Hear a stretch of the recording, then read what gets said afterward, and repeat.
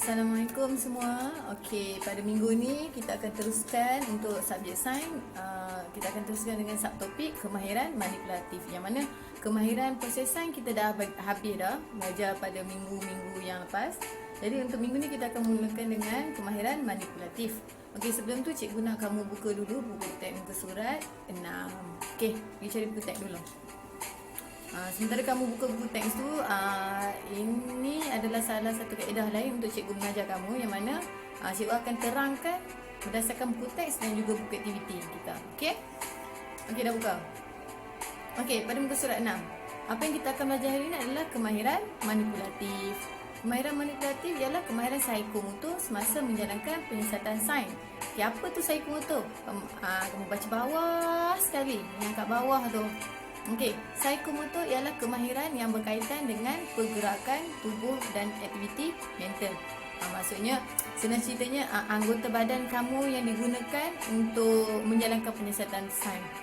Okey, kemahiran tangan, penggunaan tangan, koordinasi mata, pendengaran, semua ni pun merupakan salah satu kemahiran. Okey, kemahiran manipulatif pertama yang kamu kena kuasai adalah menggunakan alatan dan bahan sains. Alatan dan bahan sains dengan betul. Alatan tu contohnya seperti yang macam dalam gambar tu. Okey, kaunter pembesar. Contoh lagi apa? Tabung uji, tabung didih dan sebagainya. Itu adalah alatan. Okey, kalau bahan sains pula adalah benda yang kamu gunakan dalam eksperimen tu. Tak kisahlah benda hidup ataupun benda bukan hidup yang kita gunakan untuk menjalankan eksperimen itu, seperti tumbuhan, haiwan, cecair, bahan kimia dan sebagainya. Okey, so kena gunakan alatan dan bahan sains dengan betul. Ada cara pegang dia, ada cara guna dia, tak boleh guna sembarangan.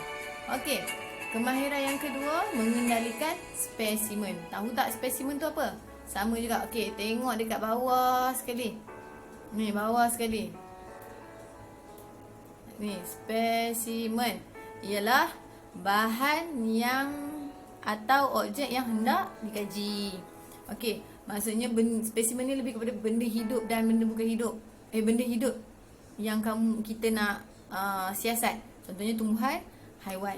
Okey, cara nak mengendalikan dia pun ada cara dia. Macam mana cara kita nak pegang, macam mana cara kita nak ambil, macam mana cara kita nak simpan balik.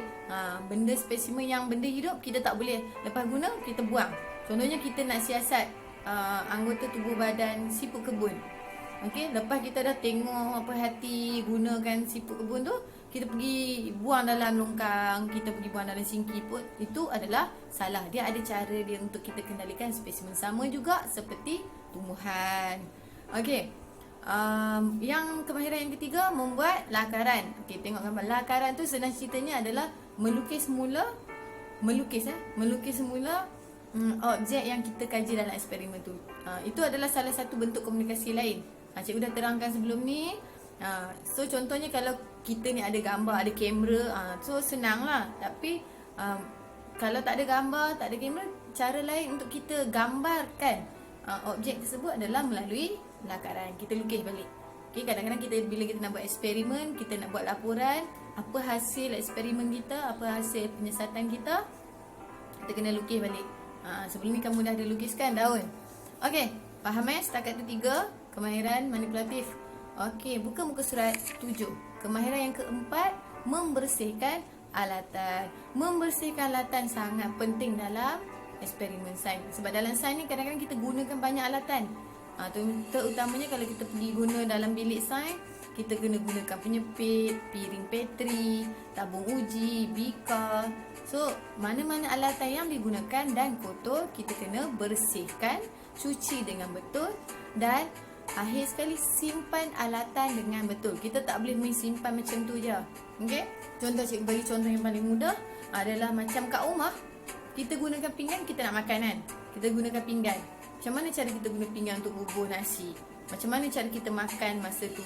Macam mana cara lepas habis makan kita nak buat apa dengan pinggan tu? Kita cuci kan? Okay, lepas kita cuci kita buat apa? Kita tinggal je ke dalam sinki? Tak kan? Lepas kita cuci kita simpan dekat rak pinggan untuk keringkan dia. Kemudian mungkin mak kamu akan simpan dalam lemari bagi untuk susun pinggan mangkuk. Sama juga macam itulah alatan sains. Yang mana kotor kita kena bersihkan dengan sabun.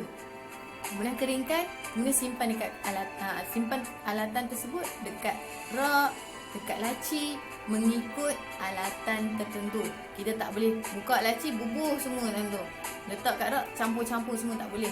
Dia ada cara susun dia, cara simpan dia. Alatan kaca mesti dengan alatan kaca. Cara letak dia supaya tak pecah. Magnet macam mana kita nak susun.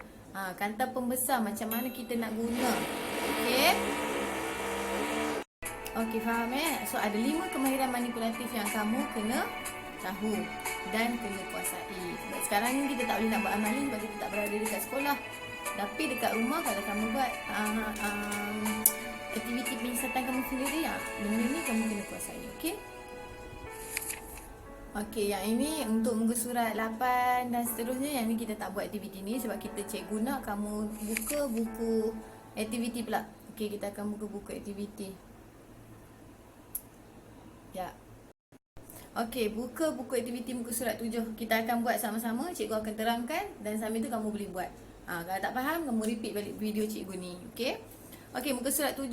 Senang saja mengenalikan peralatan bahan sains dan spesimen. Jangan lupa tulis tarikh dan hari 17 hari bulan 2 hari Rabu. Okey. Perhatikan gambar di bawah, tulis betul atau salah. Sayang, tulis perkataan betul, perkataan salah. Perbuatan yang betul tulis betul, B-E-T-U-L, betul.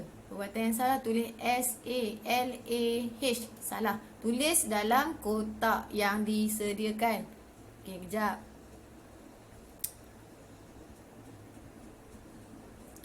Okey, ni kotak ni. Kotak ni. Kotak ni. Kotak ni. Kotak ni. Kotak ni. Okey, faham? Okey, tengok yang A dahulu. Okey, yang A dahulu. Antara gambar A1 dengan A2. Okey, yang mana cara pegang kantar pembesar? Yang bulat tu kita panggil kantar pembesar. Macam mana cara pegang, cara tengok kantar pembesar yang betul? Kita nak tengok bahan, kita nak tengok spesimen. Macam mana cara yang betul? Yang mula-mula tu dia pegang, letak dekat dengan mata.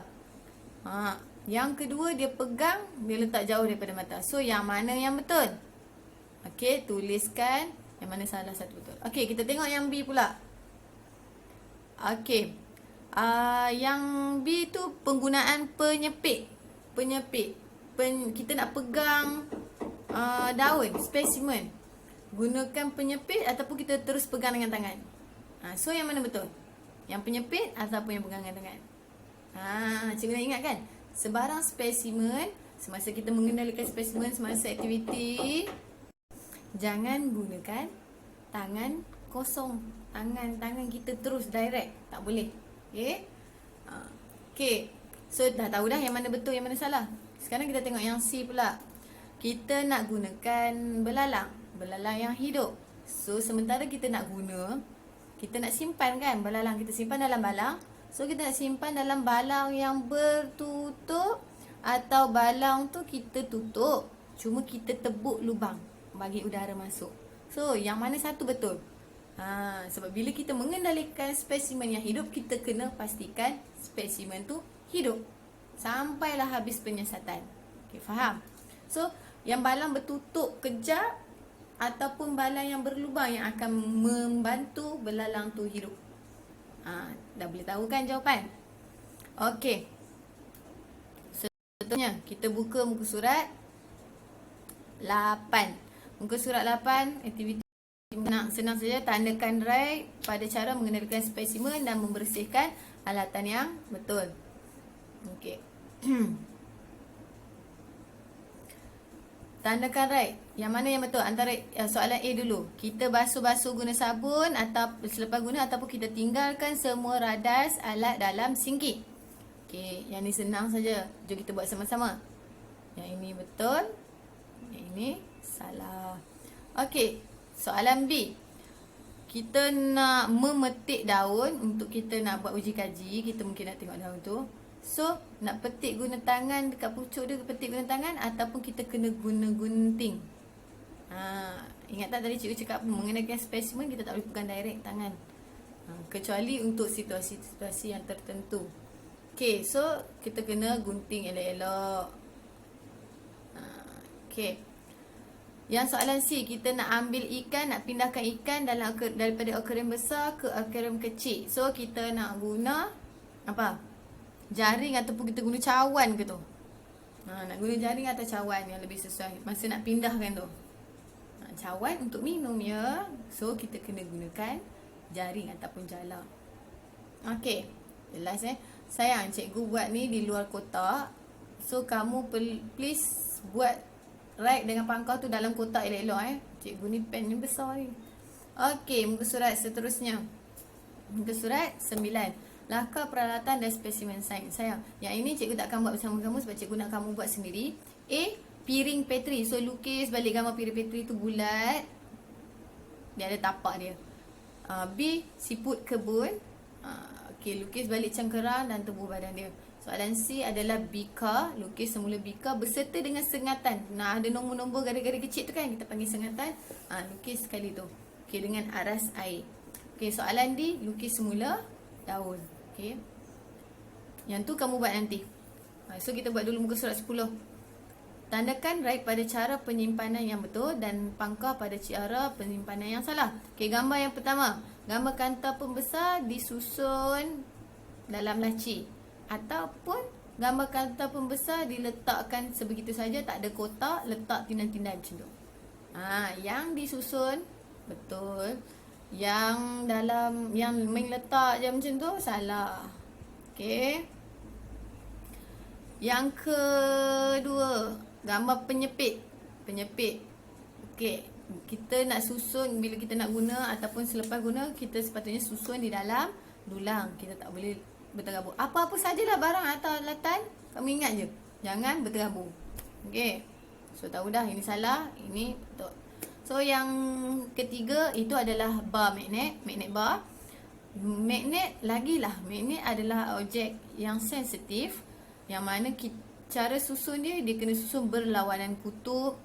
Sindan susun dalam kotak, kena ada klip besi di hujung kutub supaya kuasa magnet tu makin lama makin tak hilang. Jatuh pun tak boleh, main letak-letak tina-tina pun tak boleh. Semua tu akan menyebabkan magnet tu akan cepat rosak. Okey, so yang ni kamu buat. Tahu dah kan? Okey. Itu saja latihan untuk hari ni. So cikgu harap kamu faham 5 kemahiran manipulatif tu. Kemahiran manipulatif, kemahiran yang kamu perlu kuasai untuk menjalankan penyiasatan sains yang melibatkan penggunaan anggota tubuh badan kamu seperti tangan, koordinasi mata, deria dan juga tubuh badan kamu. Okey. So yang ini common sense, kamu boleh fikir logik. Okey. So cikgu harap kamu faham dan buat latihan daripada muka surat 6 hingga muka surat 10. Okey, nanti hantar latihan kepada cikgu. Okey. Itu saja untuk minggu ni. Assalamualaikum.